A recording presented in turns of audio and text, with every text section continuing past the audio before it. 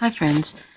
I don't know if you've been watching the news lately, but you may have heard of the bombing by Trump of Syria, the Syrian airfields, and this is a very serious situation because it's most likely that Russia will get involved if this continues, and it looks like, and they didn't wait, of course, until the UN confirmed that the sarin gas that was dropped on Syrians, the Trump administration didn't wait to find out the results of that to confirm if it was Bashar al-Assad who staged that, the sarin gas bombings of his own people. And of course they didn't want to wait because it's most likely that it wasn't Assad. It was probably the rebels, in quotes, who are ISIS and al-Nusra, who have been terrorizing the Syrian people for the last few years. But Trump and his administration, and also the Obama administration, have been wanting to find an excuse to overthrow Assad and install a dictator for a long time now. So whether this is something that has been,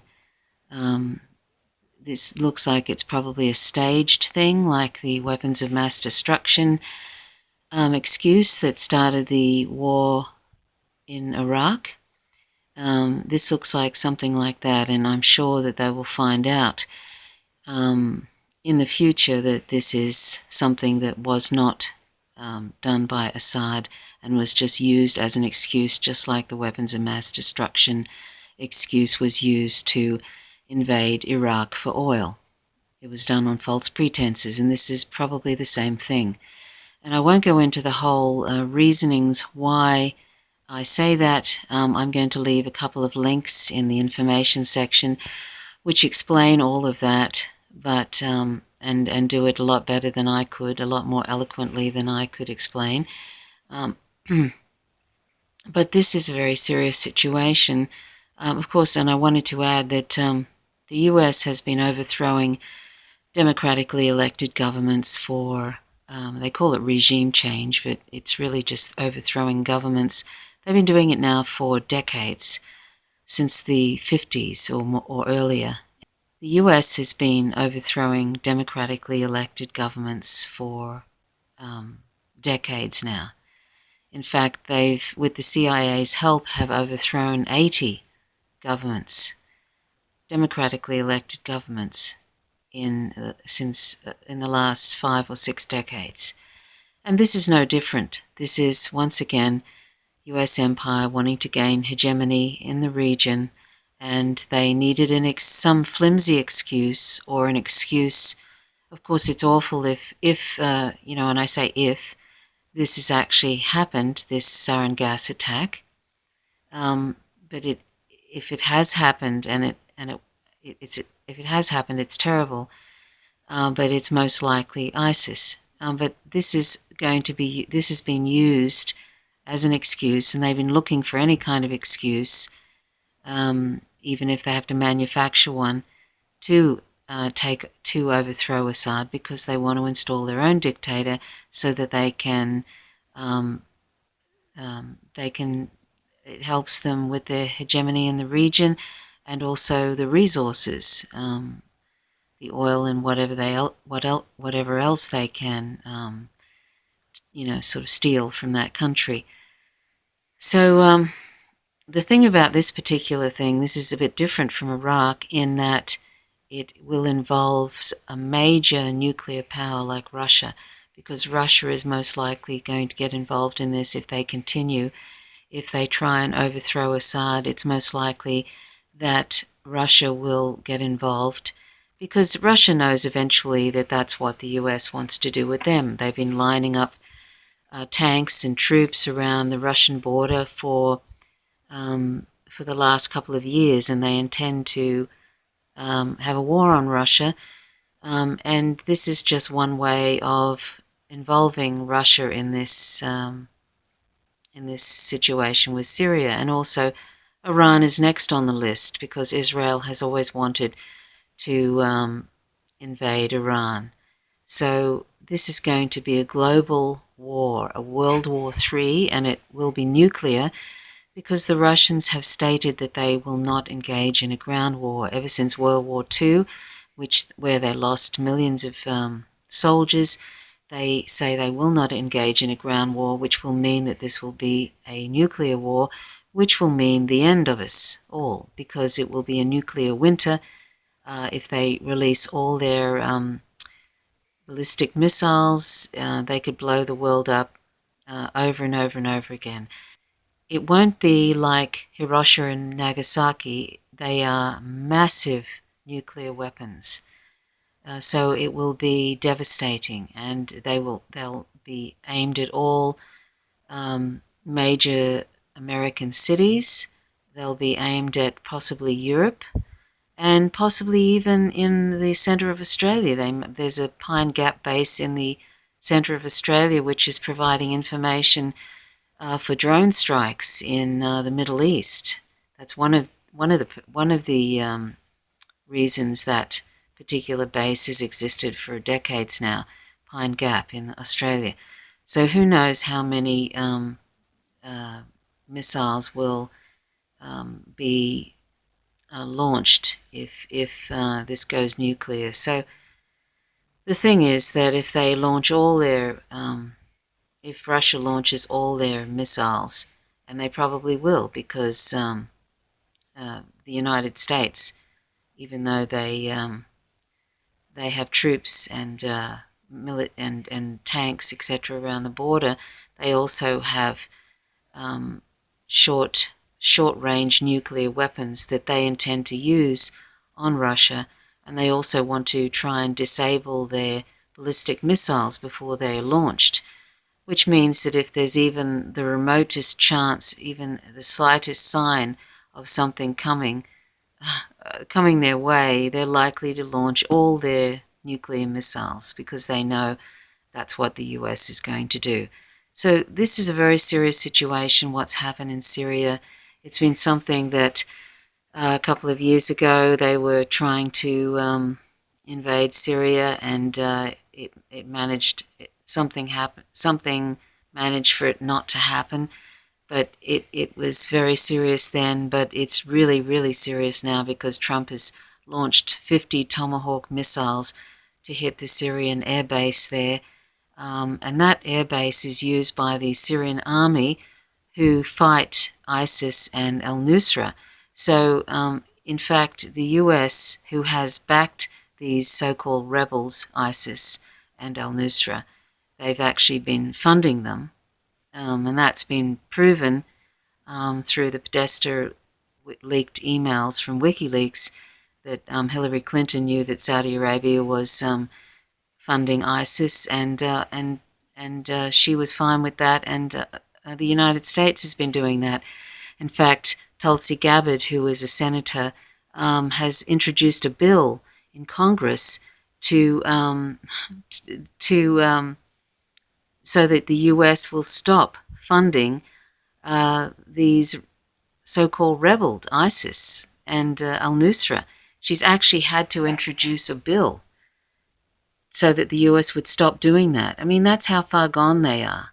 Imagine that, Here they are talking about other countries and vilifying other countries, and the US is actually the country who is funding ISIS and rebels and terrorists like them, but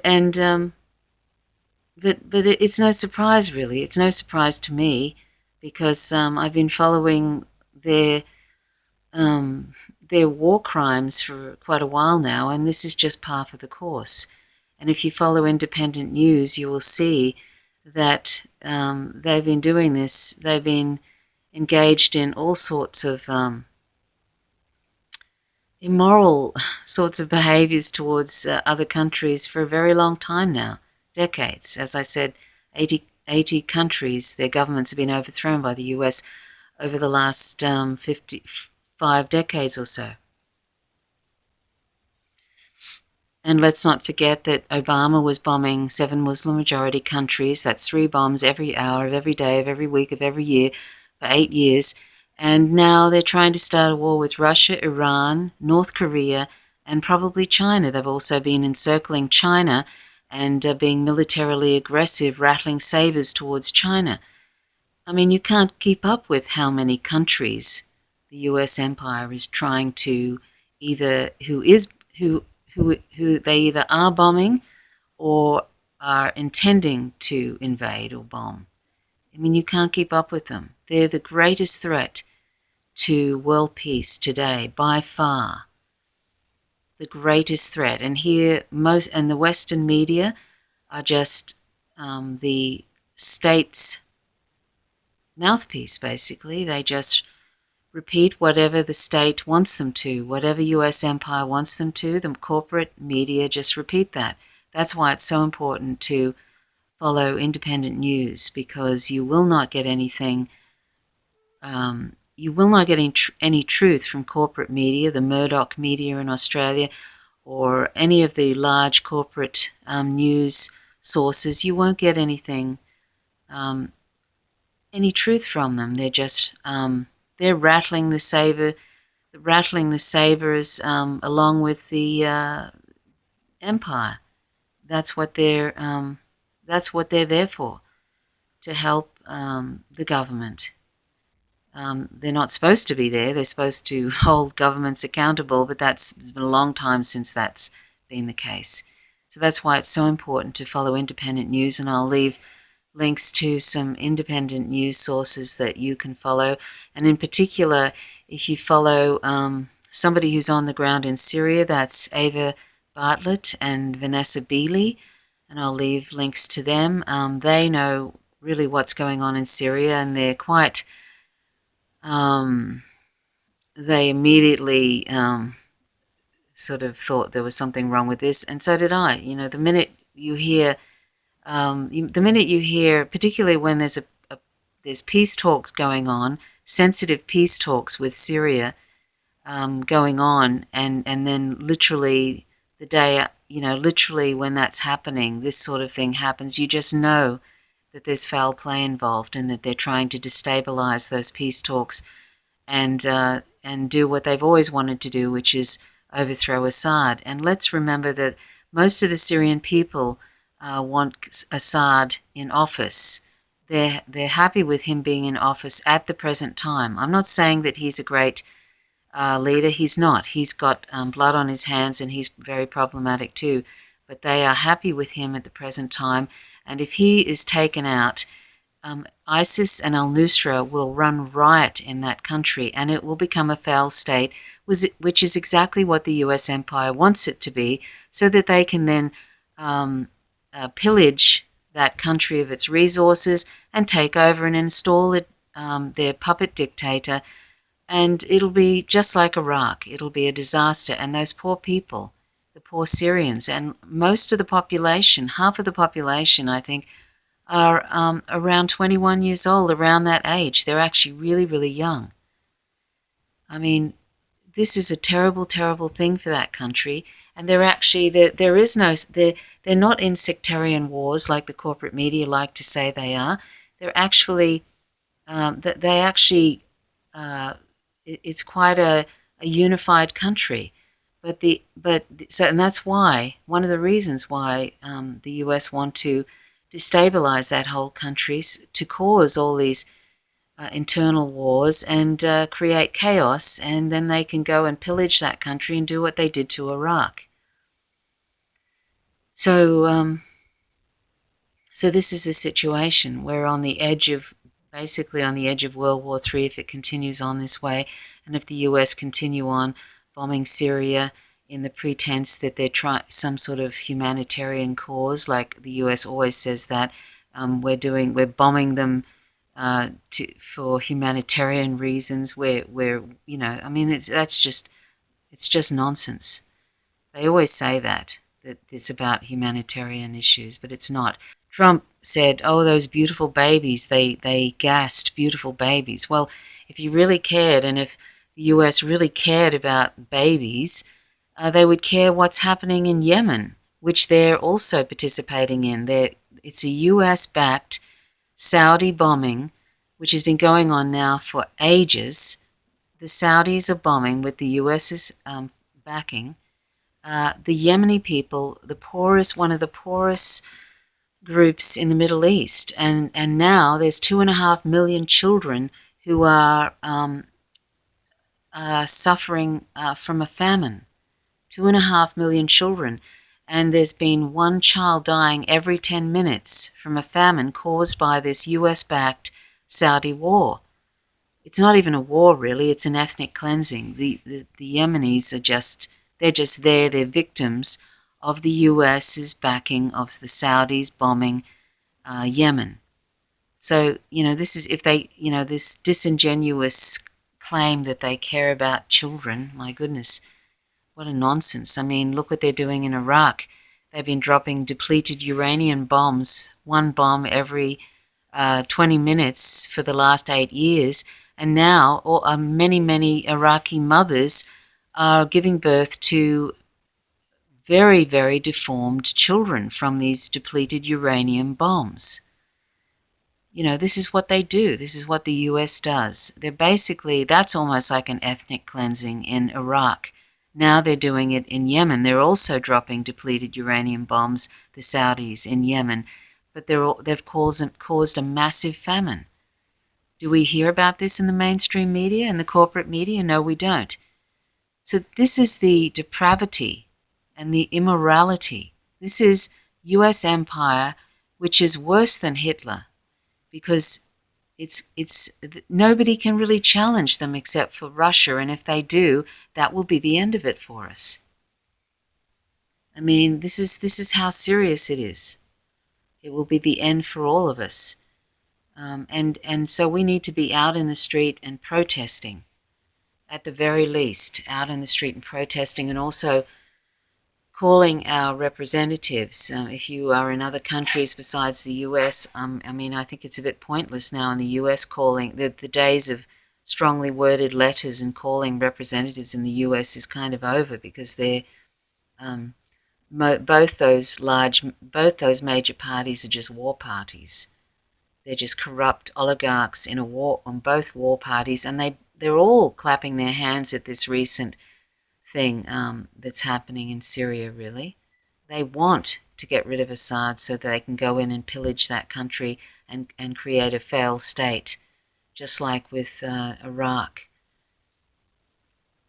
So I invite you to check out the links I have in the information section, where Debbie Lassignan from Sane Progressive explains it very well, much better than I could. I kind of muddle through, and I'm not very good with chronology and facts so much. I get it kind of right, but I think I could do a lot better than that. But she's really spot on with her research and analysis, and I invite you to check that out. But I just wanted to quickly do a quick commentary on this, because it's very, very important. And we need to speak out against this. It's not only in our interests, even just in a selfish sense.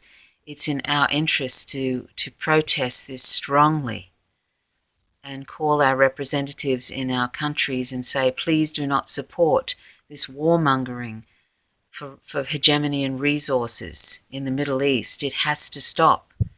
It has to stop, or there'll be World War III, and it will be nuclear.